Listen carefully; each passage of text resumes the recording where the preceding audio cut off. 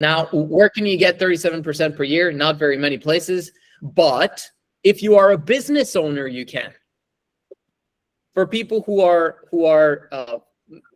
trying to invest in the stock market or trying to invest in Bitcoin for that matter, or anything else, you might not get those type of returns. But if you are yourself growing on a continual basis and learning and becoming better and better every single day, it is very probable for you to actually grow by 37% per year.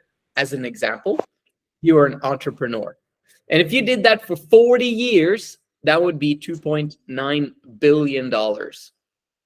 And much better than doing the 40 hours per week for 40 years in a job, in my opinion. All right, so, but how? Consistency. That's the answer, right? What did you notice? It's 37% every single year, like with no exception. So there was no years when you had minus 50% or minus 10% or even grow by 10%. No, 37 every single year. So it's consistency that is the key.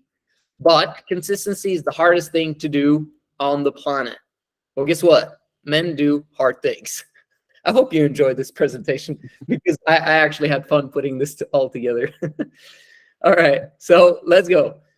But only if we know that it will be worth it, right? Why do we do hard things? Well, like, we're not going to want to do hard things if we don't know if it's actually going to pan out the way we want to at the end of it. And for that, we need our why. So before we can start with the how, we need to start with the why.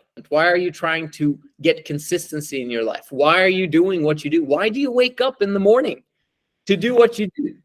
How do you remind yourself and remember every single day what your why is? Because if you do that, then the how becomes the next step. The how is irrelevant before you know the why. I always tell guys to do 100 dreams and goals. So you take 100 dreams and you write down the list, 100, okay? Not 20, not 30, not 40, 100 dreams and goals of things that you'd like to do, that you'd like to become, or that you want to achieve in your lifetime. All right, so do you know your why? It all starts with it, and is your why strong enough? We can always figure out a way, because it all comes down to your willingness to work and your willingness to learn. What to do when you don't know your own why? You got to rub shoulders with those who do, bro.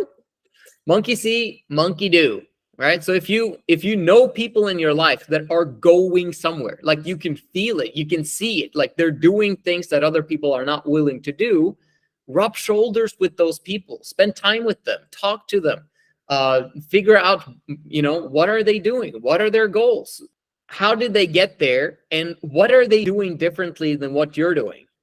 Because they are doing something differently. They have different thought processes, right? What's the difference? They think differently, they feel differently, and they behave differently, right? And as a result, you're not where they are right now. You just have to listen to them. You just have to understand how they think, and that's going to cause you to feel a certain way. You're going to get past those emotions that are holding you back, and then you're going to begin to behave like them. And sooner or later, you will eventually end up like them, or even in a better situation than them, because they didn't have someone like them at the time. Or the person that they had was worse off than they are for us right now. That's what I think about sometimes. It's like everything is continuously evolving. It's not a competition between other people and you. It's you versus you, and we want to help you to become you 2.0, right? And you are what you repeatedly do. So do you have habits of excellence, or do you have habits of doom? Do you have habits that will take you towards exponential growth, or do you have habits that will take you to exponential decline? And you have to answer that question. And being on this workshop reminds you of the goals that you have. So if you could only get the right habits in place, success would be automatic. If you can only get the right habits in place, success will be automatic. But how do you do that? Habits are easy to do, right? So it's the initial change to get better habits that's tricky. Like habits are easy to do. Like by definition, it's something that you repeatedly do and have repeatedly done for a long period of time. And that's why they became habits. And that's why you're doing it without even thinking about it. That's what a habit is. It's easy. Okay. So, but how do you adopt the correct habits? It's that initial change that's difficult. And then you have to stick with it. And again, it's environment and then doing the right things when it comes to habits. And you need to learn those things. If you haven't figured out how habits work in your life yet, you need to work with someone that has figured it out or is, 10 times further along the journey than you are. It's you, clarity of direction, accountability, and business experience, plus the vehicle. Now, the vehicle is your niche, right?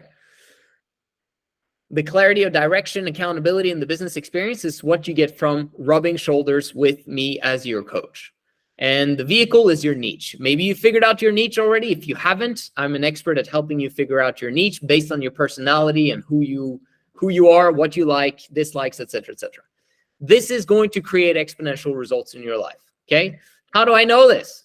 From experience. Luista joined me in June 2019. He paid, over the past 4 years, he's paid a total of about $20,000, okay, to be coached one-on-one by me. And that's an average cost of $400. Now he's got an income of about 20,000 USD every single month and almost 1.2 million subscribers on YouTube. When we started coaching, he literally had the same amount of subscribers that I had in June 2019, which was about 200 subscribers. And he's now at almost 1.2 million subscribers. He never took a break and he never quit. And he's continuously talked to me every single week for the last 4 years. Question is, was it worth it? Right? He's 26 years old now. He was 22 when he started. Do you think that he's going to make less or more money in the future? How many years do you think he'll keep making money as a business owner? Right? He's 26. It's probably going to be another 50 or 60 or 70 years, right? Do you think he'll ever quit Men of High Value?